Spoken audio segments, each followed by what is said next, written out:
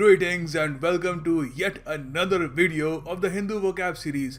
भाइयों बहनों, आज मेरे घर के सामने जो पार्क है उसमें फुल वॉल्यूम में जगराता हो रहा है माता का, तो थोड़ा सा एडजस्ट कर लेना बीच बीच में जय माता की अगर आवाज़ आती है, सो डोंट रियली माइंड. सो शुरुआत करते हैं. जय माता दी, लेट्स रॉक. देखिए यहाँ पर पहला शब्द है रैम्पेज. द हिंदू का एक आर्टिकल था, उसकी ये टाइटल है ABVP on the rampage against Ramjas protesters.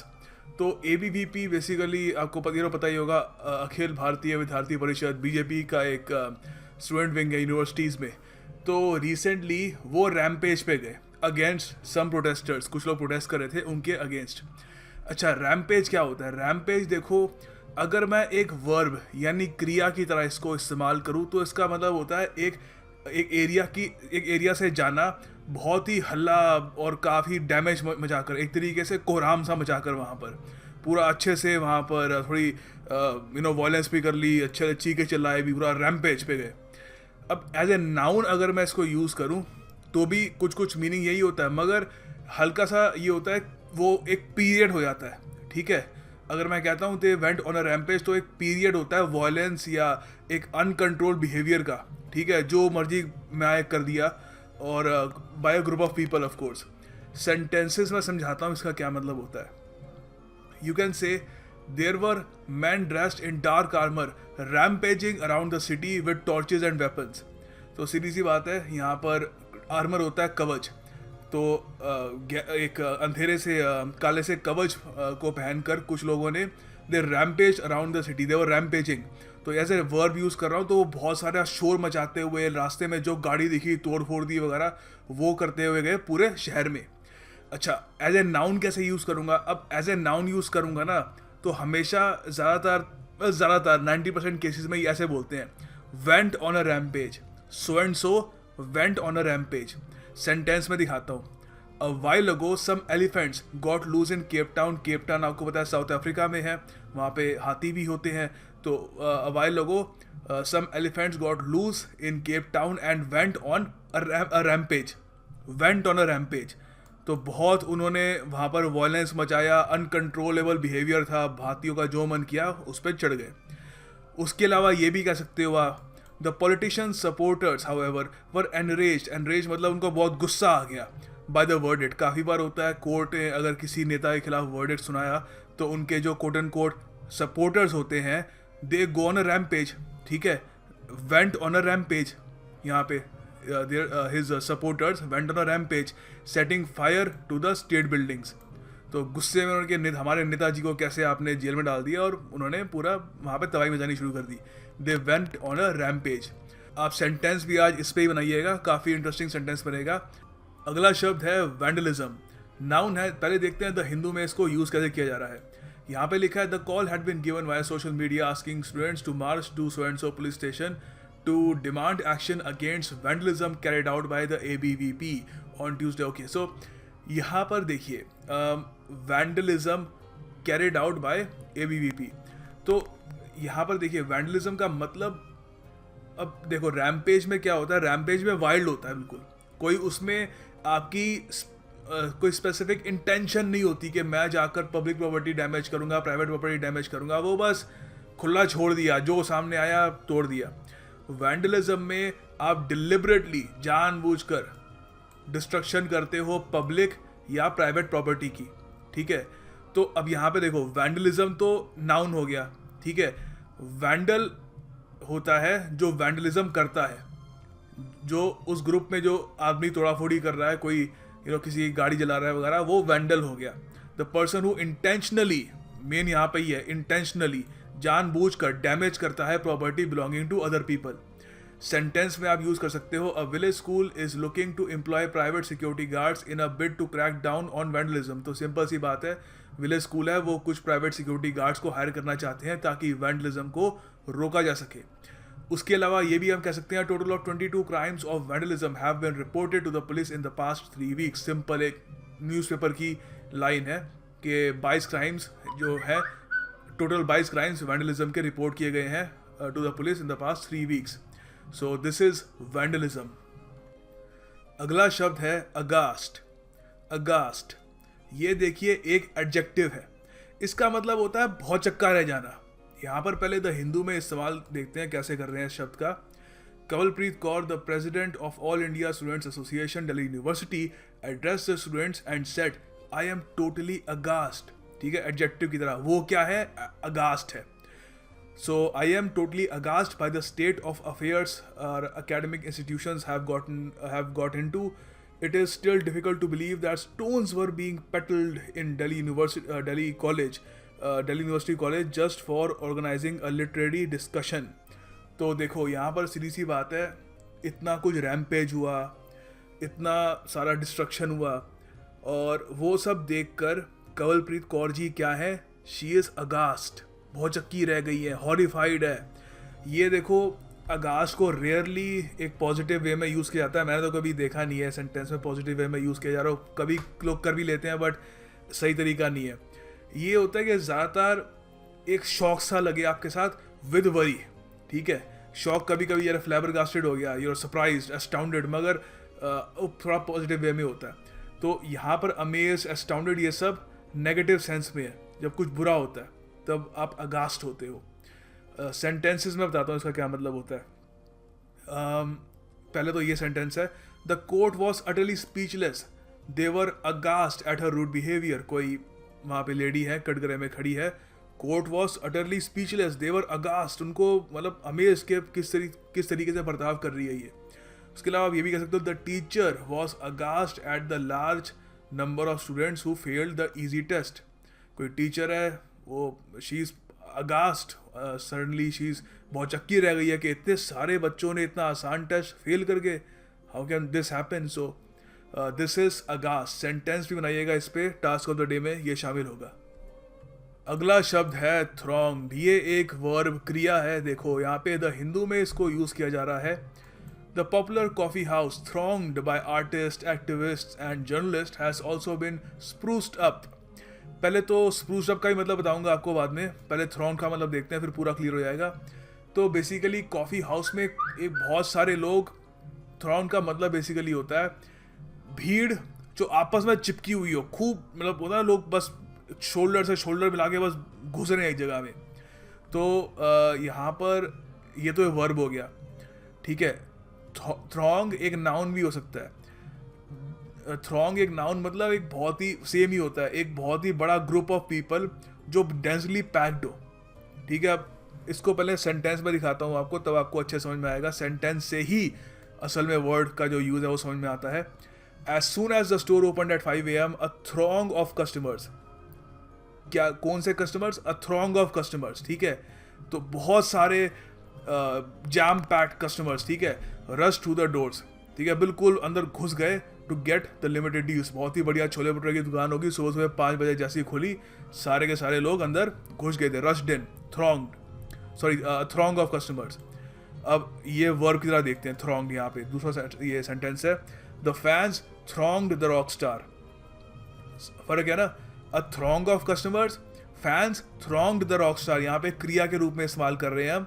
एक रॉक स्टार है, सिम्बा आपने देखा कॉन्सर्ट वगैरह में दीवाने हो जाते हैं लोग, उसको बिल्कुल उसको घेर सा लेते हैं, दे थ्रॉन्ग्ड द रॉक स्टार।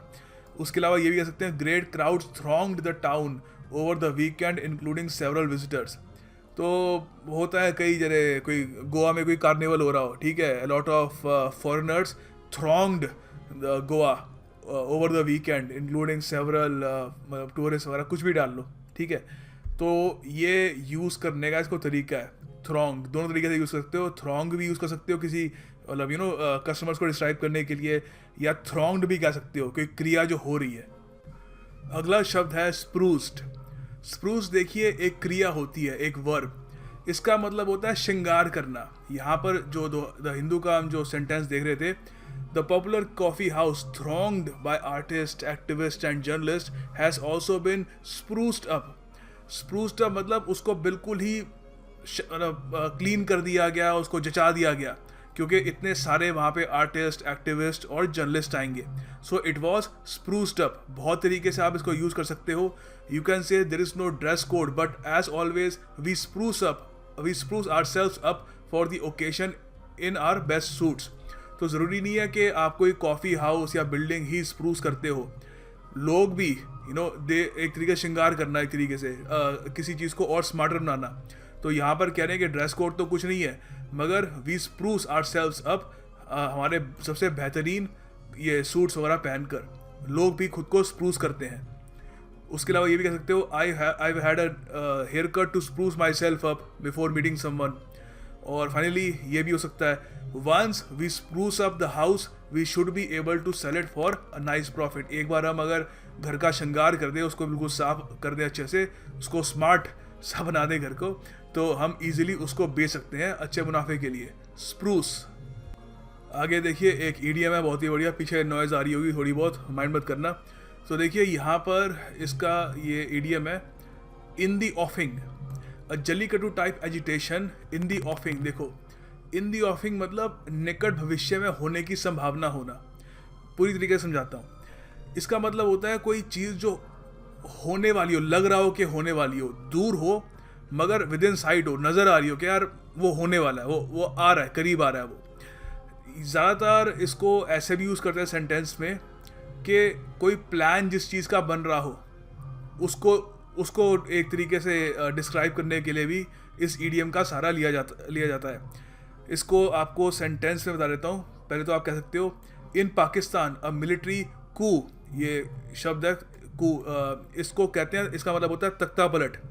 कई लोग इसको कूप पढ़ देते हैं, पी इसका साइलेंट होता है, कू, ठीक है। तो अनदर मिलिट्री कू इस इन दी ऑफिंग, लग रहा है कि वहाँ पर फिर से तख्ता पलट हो जाएगा मिलिट्री द्वारा। आप ये भी कह सकते हो, many payments to politicians were made at times when local and general elections were in the ऑफिंग।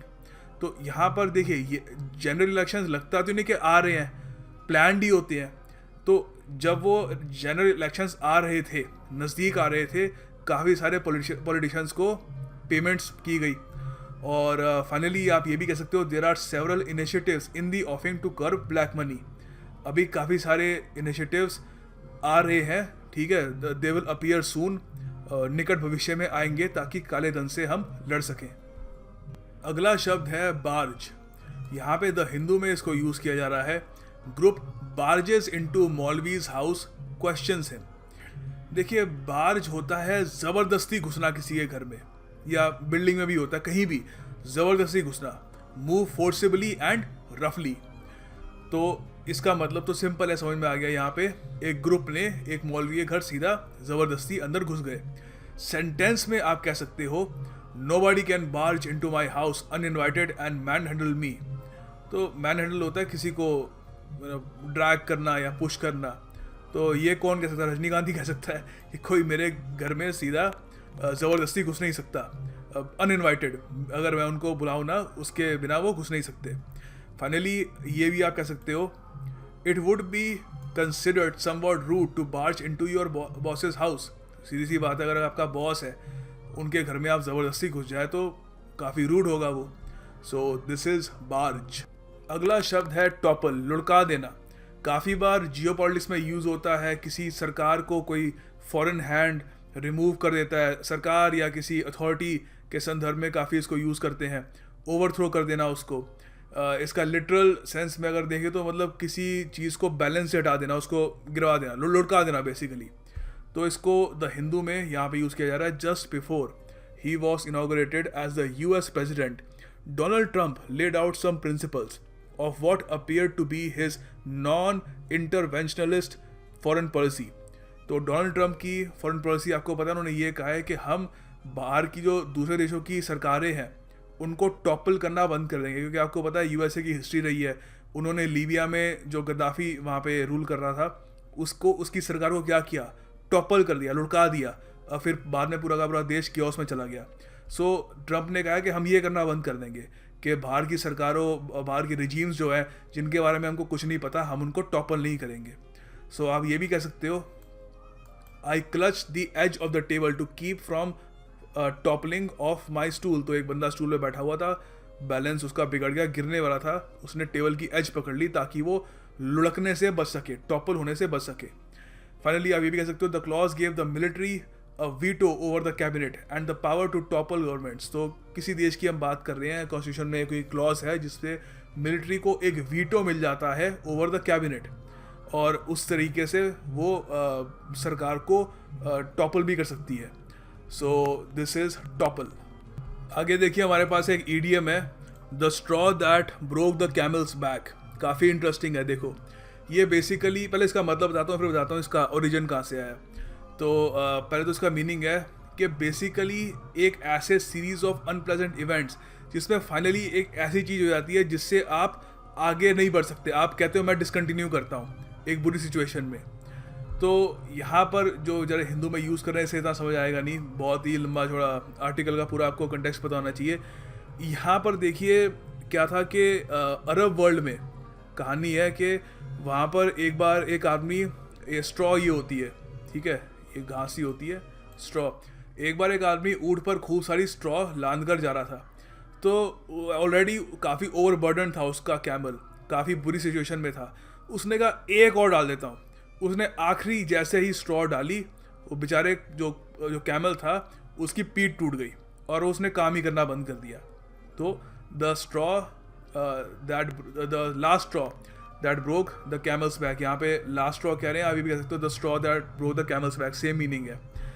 इसका आप सेंटेंस बना सकते हो, being denied promotion was bad enough but when my boss shouted, यहाँ पे शाउटेड आना चाहिए ED, when my boss shouted at me was the straw that broke the camel's back।